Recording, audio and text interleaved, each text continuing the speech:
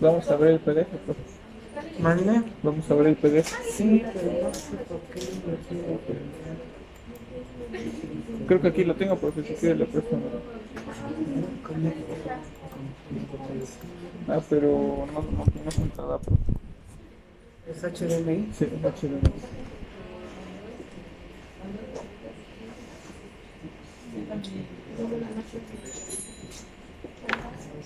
Bueno.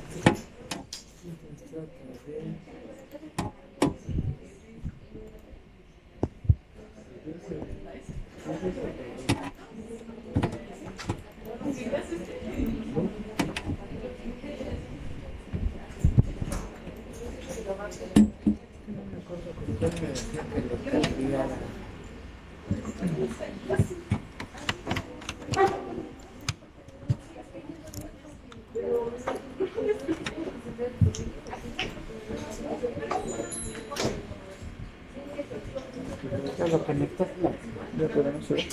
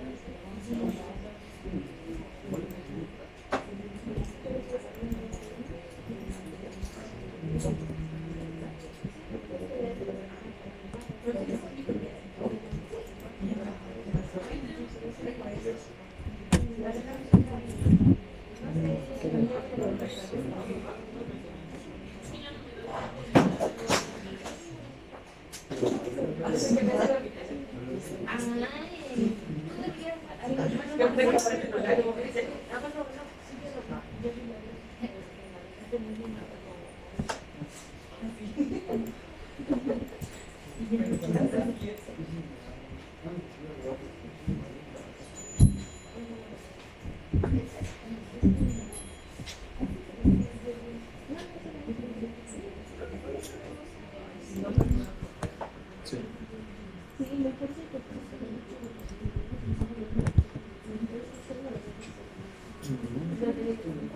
A lo mejor sí desconecta la suya, jefe.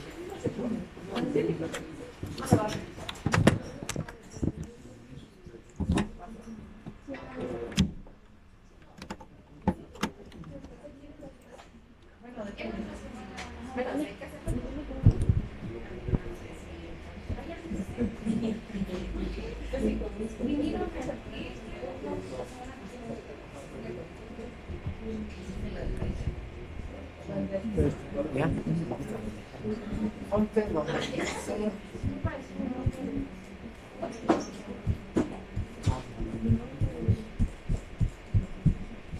Más.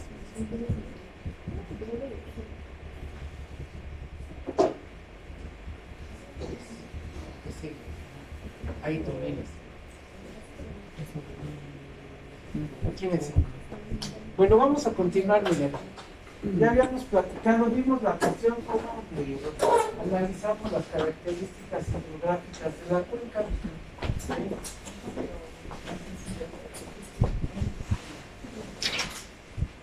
Y decíamos que hablábamos de las turbinas, no de una generalidad, ya en el video propio. Entonces habíamos dicho cuántos tipos de turbinas existen de acuerdo a su patente. Tres. ¿Cuáles son?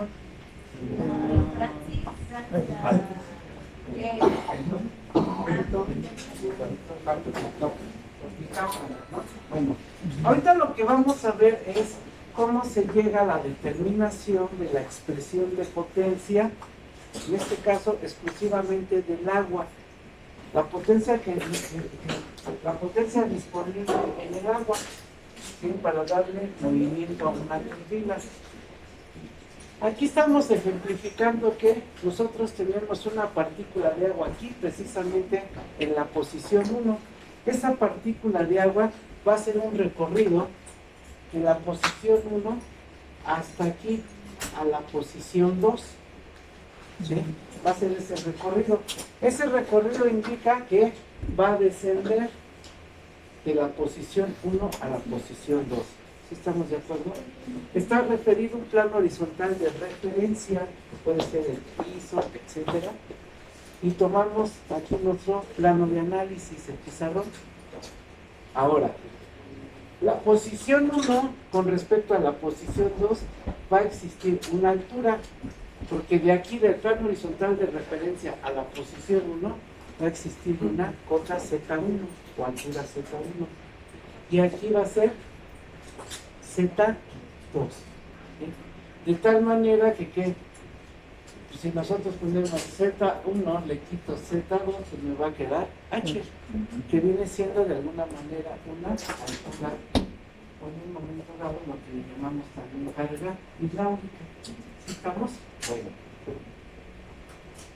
¿Qué es lo que sucede? Nosotros en la trayectoria que va a desarrollar la partícula de agua, en cada punto va a tener un vector tangente en su desplazamiento muy pequeñito, diferencial. Este va a ser el desplazamiento que voy haciendo poco a poco, y va a tener un vector desplazamiento que va a ser siempre tangente a la trayectoria de la partícula del agua, ¿sí? Y esa partícula, que va a ser muy pequeñita, va a tener un peso W. Esa partícula de agua va a tener un peso W. Bueno, le avanzamos, por favor. Ahora, nosotros sabemos desde el punto de vista de física que trabajo es igual a ¿qué, muchachos? Fuerza por distancia, ¿sí?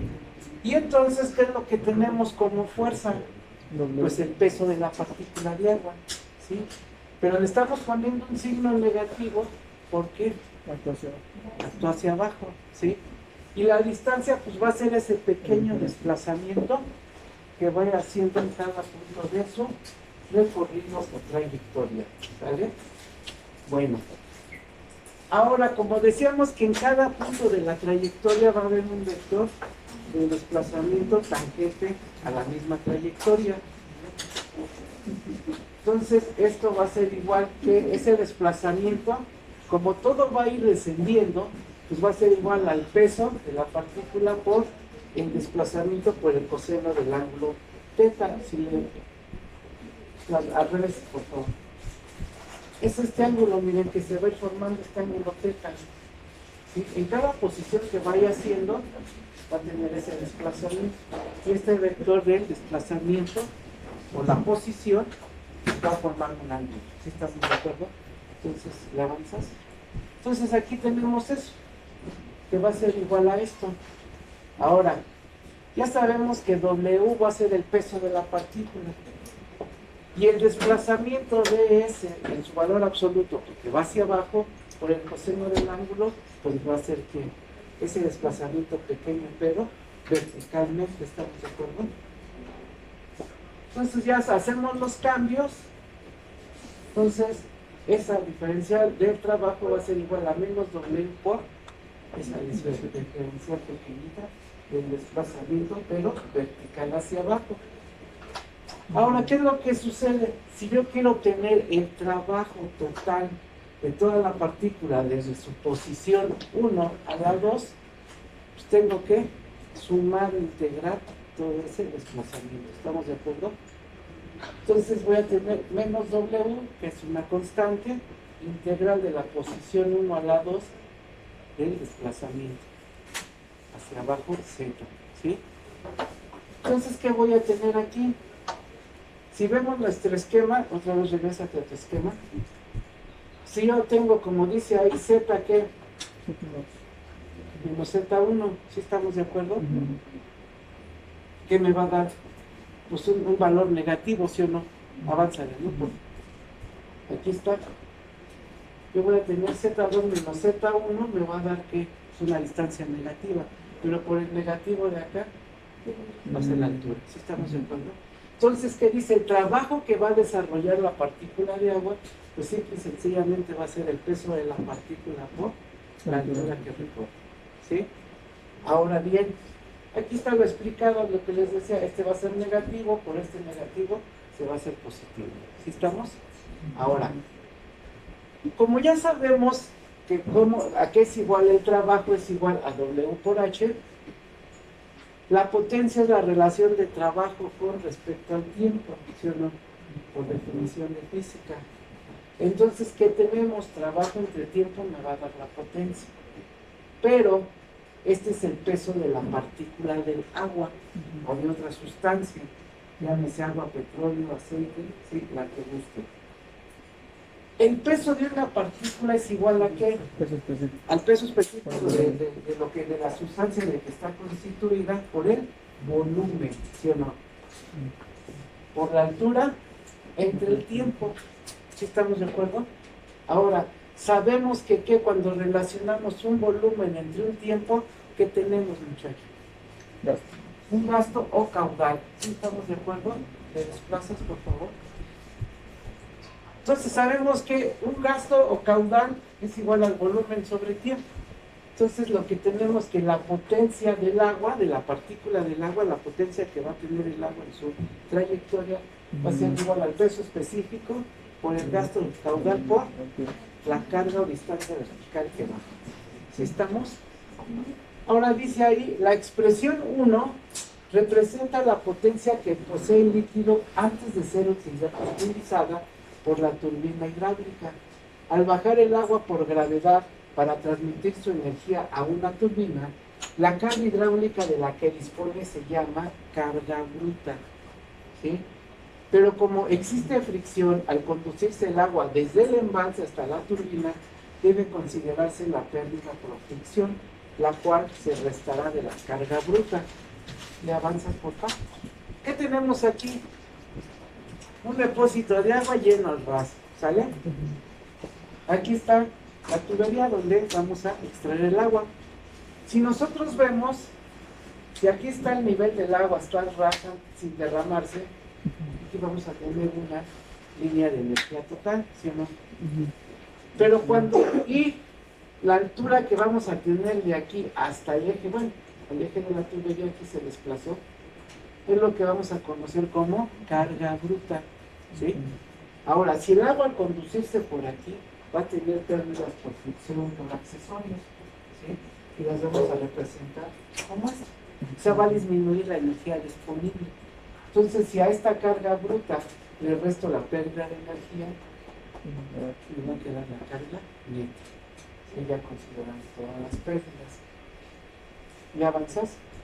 Dice, cuando el agua choca con los salares, o sea, las aspas de la turbina, se genera una pérdida que involucra el giro de la misma, o sea, el giro de la turbina, y que se toma en cuenta en un factor llamado eficiencia. Y si también se involucra la aceleración debido a la gravedad, la potencia estará expresada en watts. O sea, a la expresión de la potencia del agua la involucramos con la aceleración debido a la gravedad, entonces vamos a tener 9.81 por la eficiencia del sistema, por el peso específico, por el gasto y la carga hidráulica. Esas unidades de potencia me van a dar en watts. ¿Sí estamos de acuerdo? Ahora, como dice aquí, en los países donde se involucra el sistema métrico, es común utilizar como unidad de potencia el caballo de vapor, donde dice cuya equivalencia es un caballo de vapor equivale a 75 kilogramos fuerza por metro sobre segundo. ¿Sí? Si nosotros a esto, a la expresión original gamma QH, lo multiplicamos por la eficiencia y lo dividimos entre 75, así como está esta expresión, la potencia me la va a dar en caballos de vapor, porque está involucrada en esta equivalencia. ¿Sí estamos de acuerdo? Lo que vale un caballo de vapor. Y dice, en los países de habla inglesa se utiliza como unidad de potencia el horsepower, el caballo de poder, cuya equivalencia es que 550 libras fuerza por pie sobre segundo, o que también equivale a 76.159 kilogramos fuerza por metro sobre segundo. Entonces aquí, ahora en vez de 75, si lo divido entre 76.59, todo esto me va a dar en HPs. Aquí la simplifican. Si ustedes dividen el peso específico entre 75, o sea 1000 entre 75, ¿cuánto les da?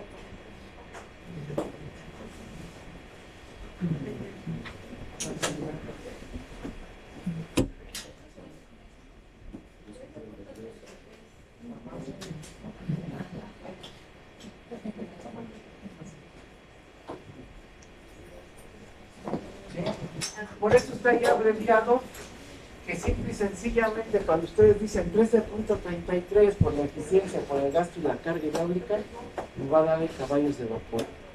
Cuando es 13.13 por la eficiencia, por el gasto y por la carga, me va a dar en HP.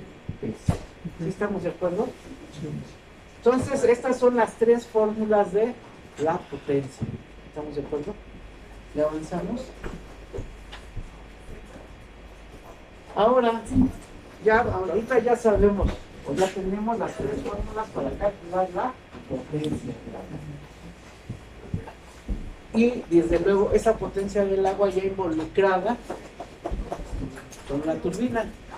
Aquí lo que decíamos en el video, recuerden, estos son que chiflones. Este es el rodete de la turbina Pelton. Y cuando el chorro sale por aquí, pues va a hacer que esto gire, si estamos de acuerdo. La eficiencia que habla de, como les decía, la eficiencia de ese sistema de la turbina ya con el impulso que recibe del chorro de agua, por lo regular esa eficiencia en turbinas, lo propicio es que sea de un 80%, puede incrementarse a más. Sí, puede llegar al 90%, pero cuando el equipo pues, es nuevo, ya lo óptimo es 80%, ya por debajo del 80%, pues ya hay una, se ve afectada el valor de la potencia, ¿sale? Bueno, decíamos que existen tres tipos de turbinas, la turbina Pelton, Kaplan y Francis, y tienen características de trabajo o funcionamiento. Entonces dice ahí turbina Pelton, denominada también como turbina de impulso y de acción tangencial.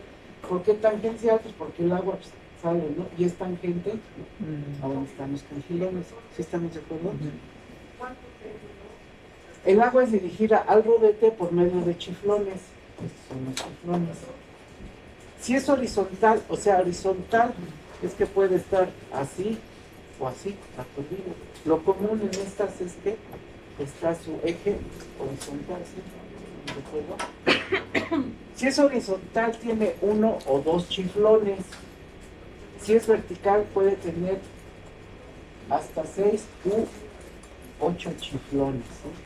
Pero ya son diámetros grandes de rodete, ¿sí?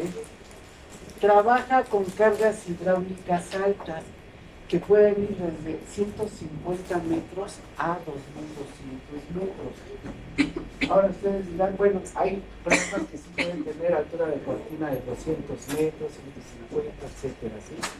¿Cómo alcanzaríamos una carga hidráulica de 2200 metros? Esto es cuando la cortina de la presa pues está a cierta distancia, ¿sí?, de la casa de máquinas. En ese caso, por ejemplo, la que está aquí en Hidalgo, ahí se me fue su nombre. Adelante. Luego la regresa. ¿Cómo se llama la de Zimapán? Sí, la casa de máquinas de Zimapán al sitio donde está la presa son 11 kilómetros. Entonces 11 kilómetros del puerto se provocó con una cabina hidráulica, o se puede generar materiales de 500, 600 y podemos llegar hasta 1200 metros. Dice, y trabaja con gastos bajos menores a 30 metros cúbicos sobre segundo. ¿Sí? Gastos bajos, o sea, 30 metros cúbicos sobre segundo son que 30.000 litros por segundo de agua. Se ve en la idea. Y se está sometida a la presión atmosférica, por lo que no puede estar sumergida. Su eficiencia se altera ligeramente por la variación del gasto y también por los cambios de carga hidráulica. O sea, la carga hidráulica tiene un efecto en la potencia, ¿sí? Esa sería la turbina Pelton. ¿Le avanzas, por favor? La turbina Francis, dice, también es una turbina de reacción radioaxial, o sea, la forma como le va a llegar el agua, ¿sí?, axialmente. Generalmente centrípeta, trabaja con cargas hidráulicas bajas y medias que van de 25 a 380 metros y gastos medios de 30 a 200 metros cúbicos sobre segundo. ¿Sí? Esa es la Francis. Y la turbina Kaplan, dice, es de acción radioaxial, sus álabes son móviles y se mueven automáticamente al variar las condiciones de operación, lo que hace que la eficiencia se mantenga prácticamente constante durante su funcionamiento. Trabaja con gastos grandes, hasta de 500 metros cúbicos sobre segundo, y cargas hidráulicas bajas, menores de 80 metros aproximadamente, ¿sí? Si recordemos aquí, el agua cae por acá, ¿no?, y hace que giren estas cositas, ¿sí? Bueno, y esas son las características de los tres principales tipos de turbina, ¿vale? Y avanzamos, por favor. Ahora, hay un concepto en las turbinas que dice que es la velocidad síncrona, ¿sí? Si le vuelves a regresar a las imágenes, encima, fíjense, este es el rodete de la turbina, y acá va a estar, acá arriba va a estar el generador, el que va a producir energía eléctrica. Tanto el rodete de la turbina como el generador están conectados al mismo eje o flecha, ¿si estamos de acuerdo? Entonces, cuando giran, pues van a girar a la misma velocidad tanto el rodete como el generador eléctrico. Y por eso de ahí viene el concepto de velocidad síncrona, porque están sincronizados los dos, pero están conectados en la misma flecha. Dice, la velocidad de giro del rodete de la turbina se denomina con la letra N mayúscula, medida en revoluciones por minuto, depende del tipo de generador que se use y de la frecuencia deseada, y está dado por la siguiente expresión. Velocidad nominal de giro va a ser igual a 60 por la frecuencia entre el número de pares de polos del generador. Aquí debe ser P minúscula, ¿sí? Los pares de polos, ¿se acuerdan que les mostré en la imagen? Que teníamos unos como manzotes, por polo positivo y negativo, va por pares. ¿Estamos de acuerdo? La frecuencia, pues es la frecuencia, los ciclos por segundo. En México, sí, la electricidad está a 60 Hz. ¿Estamos de acuerdo? Y los pares de polos comercialmente en los generadores, los valores comunes de pares de polos pueden ir de 1, 2, 3, etcétera. Sí, hasta, si aquí se dan cuenta, va de 1 en 1 hasta 10 pares de polos. Y luego ya se va 12, 14, 16, hasta máximo 50 pares de polos. ¿Sí? Porque hay generadores pues, grandes, ¿sí? Y pueden llegar a tener hasta 50 pares de polos. La flecha de la turbina tiene conexión directa con la del rotor del generador, por lo que ambos elementos giran a la misma velocidad, llamada por este motivo velocidad síncrona o velocidad de giro. ¿Estamos de acuerdo? Bien. Ya avanzamos. Bueno, este en su momento lo vamos a ver, ahorita no tiene caso, para seguir avanzando en nuestros conceptos y luego ya nos regresamos a esto. Avánzame, por favor.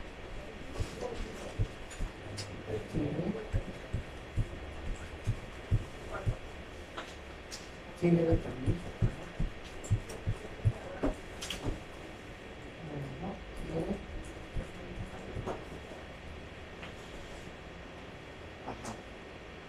Ahora, cuando nosotros ya involucramos la potencia con un intervalo de tiempo, vamos a tener lo que se le llama generación mediana. ¿Sí? Multiplicar una potencia por un intervalo de tiempo nos va a dar la generación, ¿sí? Y la generación en electricidad, pues a nivel anual puede ser en kilowatt hora al año, megawatt hora al año, gigawatt hora al año o terawatt hora al año. ¿Sí? Es algo que vamos obteniendo. ¿Ok? Ahora sí. Este sí debe. Eso es lo que ya vimos, avanzando. Eso es lo que vimos en la clase pasada. Aquí está. Ahora, nos vamos a ir a un concepto. Ya sabemos que hay tres tipos de turbina, Francis, ¿sí? Kaplan y Pelton. Ahora, vamos a conocer las características de lo que llamamos turbina específica. ¿Sí? Vamos a ver por qué se le llama así. Vean. Dice, una máquina hidráulica se caracteriza por su potencia, su carga neta y su velocidad de giro. En el caso de las turbinas, los parámetros anteriores son los más importantes, ya que a partir de ellos, en un momento dado, nos permite determinar el gasto. La combinación de estos factores permite definir el concepto de turbina específica y se llama así a una turbina hipotética que trabaja con carga hidráulica y potencia unitaria. Es decir, la potencia unitaria puede ser de qué? De un caballo de vapor, de un caballo de poder o de un kilowatt. ¿Sí?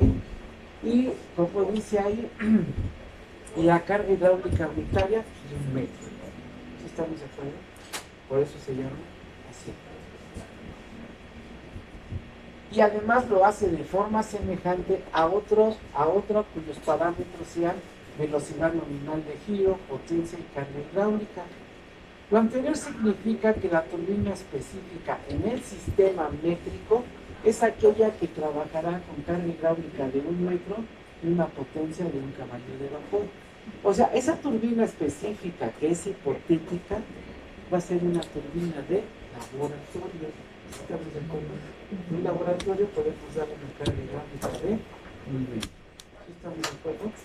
Bueno, aquí dice, ahora, de acuerdo con la definición de turbina específica, pueden suponerse dos máquinas, una modelo y otra prototipo, con los siguientes datos. Miren, la turbina modelo para nuestro caso va a ser nuestra turbina real, la que vamos a utilizar en la presa. Y va a tener como parámetros velocidad nominal de giro, H carga hidráulica, potencia, diámetro del rodete y el gasto o caudal con el que va a funcionar. Y la turbina prototipo para nosotros va a ser la turbina específica que va a trabajar con carga hidráulica, con potencia de un caballo de vapor y carga hidráulica de 1 metro. Y al ser específica nada más le vamos a agregar el su índice. Vamos a tener características de qué, muchachos: velocidad de giro específica, gasto específico y diámetro específico. ¿Sí estamos de acuerdo? Ya avanzamos. Dice, como solo interesan los parámetros de velocidad de giro, potencia y carga hidráulica, pueden resumirse en una ley general de similitud, como se muestra a continuación. Esta ley de general de similitud es lo que se utiliza en modelación hidráulica, ¿sí? Y nos va a relacionar los parámetros del modelo con el prototipo. Aquí, si se dan cuenta, N mayúscula es velocidad nominal de giro, P potencia y H carga hidráulica. Y tiene su P de prototipo y M de modelo, y en algunos se invierte. Pero esta es una fórmula que se deduce, pero aquí ya la estamos mostrando así. Ahora quiero que chequen esto. Si estamos en velocidad nominal de giro, las unidades son ¿qué? Revoluciones por minuto, ¿no es cierto? Aquí revoluciones y revoluciones, ¿qué sucede?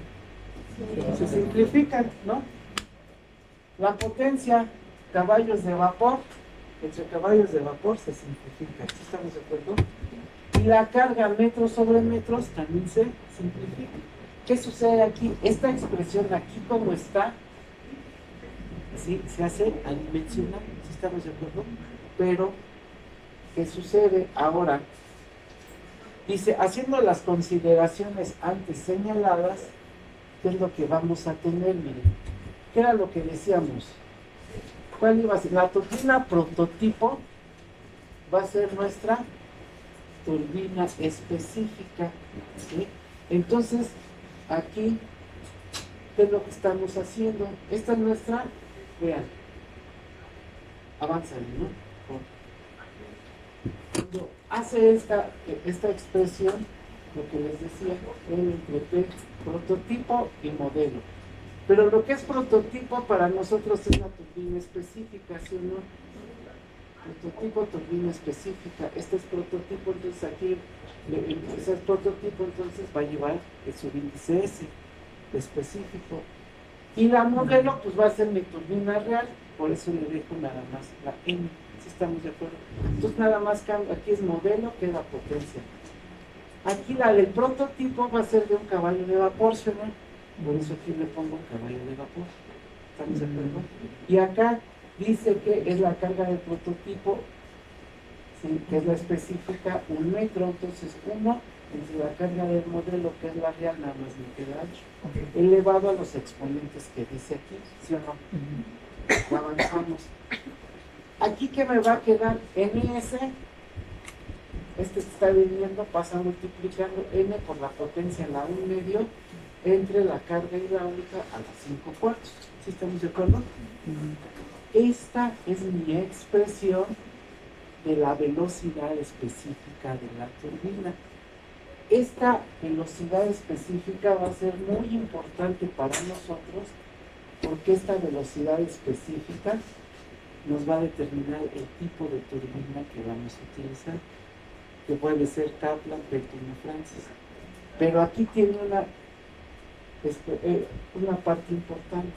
Para nosotros aplicar esta expresión, aquí ya sabemos que es adimensional, si estamos de acuerdo, pero cuando queramos conocer la velocidad específica, forzosamente la potencia tendrá que estar en caballos de vapor, la carga hidráulica en metros y la velocidad de giro en revoluciones por minuto. ¿Sí estamos de acuerdo? Eso va a ser necesario y esencial. ¿Sale? Bueno, ya avanzamos. Luego dice, en el siguiente cuadro se presentan los valores de la velocidad específica y los rangos más comunes de carga hidráulica para los diferentes tipos de turbina. Esta información ha sido tomada a nivel mundial de centrales hidroeléctricas que trabajan correctamente. Las velocidades que aparecen en este cuadro se refieren a un solo rodete, ¿sí? O sea, a una sola turbina. Por lo cual se designará añadiendo un apóstrofo al símbolo conocido. O sea, aquí dice N apóstrofo S o N''S, pero es la velocidad específica de una sola turbina. ¿Estamos de acuerdo? ¿Qué es la velocidad específica por rodete? Respecto a las cargas netas que aparecen en el cuadro, debe aclararse que esos valores solo sirven para dar una orientación sobre el tipo de turbina, ya que solo N''S es determinante para definir el tipo de turbina. ¿Sí? Ahora, fíjense aquí. Vamos a tener los tipos de turbina de acuerdo a su velocidad específica. Si tu velocidad específica por turbina cae en un rango de 4 a 35, puedes utilizar la Pelton de un chiflón. Si estás de 17 a 50, de dos chiflones. De 20 a 60, 3 chiflones. De 24 a 70, 4 chiflones. Y de 30 a 85, 6 chiflones. Recordemos que puede haber hasta de 8 chiflones. Este cuadro está hecho estadísticamente a nivel mundial de las presas hidroeléctricas de todo el mundo. Y este es el rango, es un rango de carga hidráulica que dice que las turbinas Pelton pueden trabajar con carga hidráulica desde 2.200 metros a 150 metros. ¿Sí estamos? Luego tenemos las otras turbinas, le avanzamos. Vean, la velocidad específica es esta. Entonces, dentro de esos rangos podemos tener Francis lenta, Francis normal, Francis rápida y Francis express. Estos son sus rangos de velocidad específica.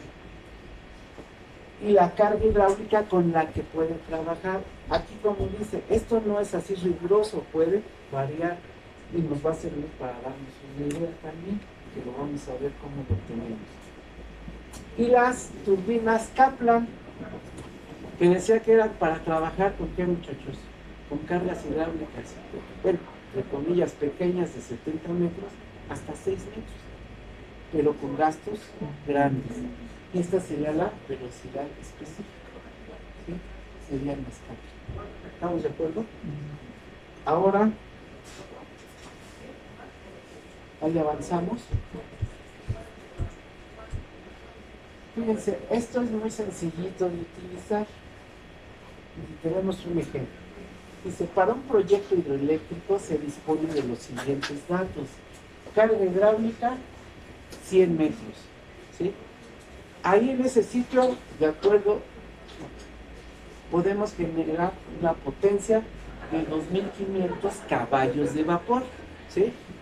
Y nuestra turbina va a tener una velocidad nominal de giro de 180 revoluciones por minuto. Hay desde 100, 150, 180, 200, hasta más o menos 300 revoluciones por minuto. ¿Qué era lo que decíamos? Para conocer la velocidad específica, la potencia forzosamente deberá estar en caballos de vapor y la carga hidráulica en metros, ¿sí? Y la velocidad nominal de giro en revoluciones por minuto. Nada más vamos a sustituir. Y dice N 180 revoluciones por minuto. La potencia 2.500 caballos de vapor y la carga hidráulica en 100 metros. ¿Esto cuánto nos da, muchachos? Revisen si está bien este valor.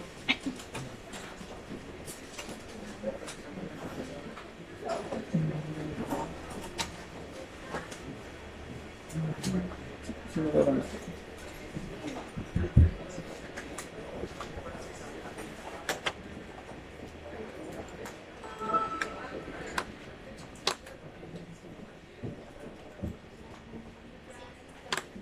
¿Sí? Ahora, fíjense, nos dio de velocidad 28.46. ¿Estamos de acuerdo? Regrésate, ¿no? Fíjense. Dice que de velocidad específica nos dio 28.46. Caemos en este rango en 4.35, ¿sí o no? Entonces dice que podemos utilizar una turbina Pelton con un solo chiflón. Y aquí dice, nada más es un indicativo que dice que puedes trabajar con carga de 2200 a 150. ¿Qué sucede aquí? ¿Cuánto tenemos de carga hidráulica? 100 metros, pero nada más es un parámetro indicativo. Lo que nos va a regir es la velocidad específica. Aunque aquí diga 150, podemos utilizarla. ¿Por qué? Porque lo que nos va a predominar es la velocidad específica. Luego, dijimos que nos dio la velocidad específica del ¿cuánto? ¿28 qué? 46. 46. Aquí caemos, ¿sí o no? Sí. Entonces también podemos utilizar una turbina Pelton, pero ahora con 2 chiflones. ¿Sí estamos de acuerdo? Aquí también, ¿no? Porque nos dio ¿cuánto? 28.46. 3 chiflones. De 4. Hasta máximo 4 chiflones. ¿Sí estamos de acuerdo? Y por eso es importante la velocidad específica. ¿Sí estamos de acuerdo? Esa es la manera que vamos a ir seleccionando las turbinas en función de la velocidad específica. Vamos a ver que en un momento dado también esto nos va a permitir, como un auxiliar las cargas, definir el tipo de turbina. ¿Estamos de acuerdo?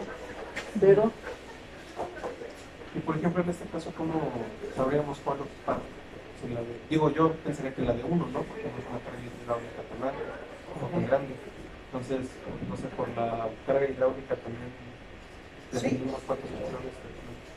no, o sea, aquí hay algo importante, miren, ya dijimos que puede ser desde 1, 2, 3 o 4 chiflones. Ahora, algo que nos va a regir siempre, muchachos, va a ser el aspecto que es económico. ¿Estamos de acuerdo? Hablándolo así, ¿qué es lo que sucede? Lo ideal, fíjense, sabemos que podemos trabajar con un solo chiflón, pero ¿qué sucede? Que hay una fallita o la aguja inyectora se atora, etcétera. ¿Sí estamos de acuerdo? Entonces, pues hay que darle un mantenimiento preventivo correctivo. Lo ideal es que pudiéramos partir de tener 2 chiflones.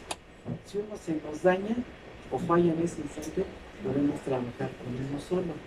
¿Sí? Entonces, por lo mínimo, 2 chiflones. Ahora, ¿qué sería más caro?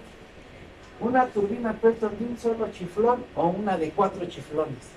Una de 4. Entonces, ahí ya tenemos 2 criterios, ¿no? El económico y el operativo. Lo ideal, 2 chiflones, por lo que llegara a suceder. El otro aspecto, lo económico. Pero que no hay limitante en lo económico. Vámonos, 4 chiflones. ¿Estamos de acuerdo? Ese es el criterio. ¿Sale? Bueno, muchachos, me da pena, tengo cuenta ahorita. Entonces así le dejamos. ¿Sale? De todos modos vamos a ir viendo ejemplos de todo esto y vamos a ir avanzando. Déjenme pasar lista.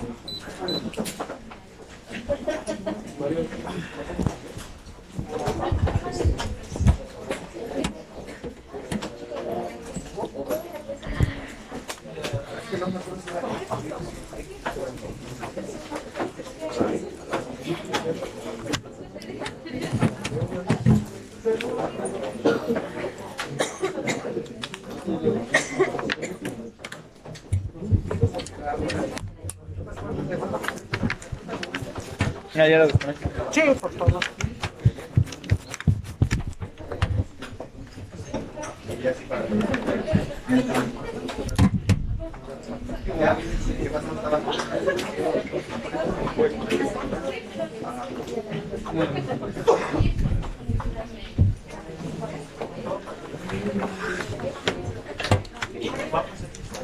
Sí. No se vayan, voy a pasar lista. ¿Va llegando, compañero? ¿Va llegando? No, estaba acá. Ah, ¿estaba acá? Ah, no. ¿Sí es del grupo? Sí.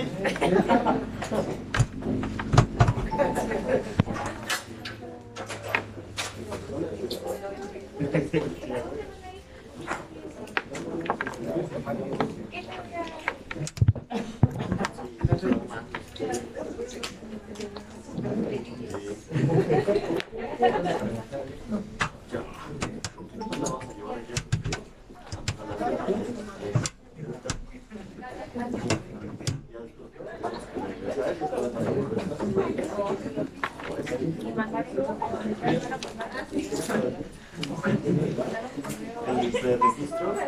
Ah, sí, gracias. Ya sacas para probar. ¿Puedo hacer esto? Haz de cuenta que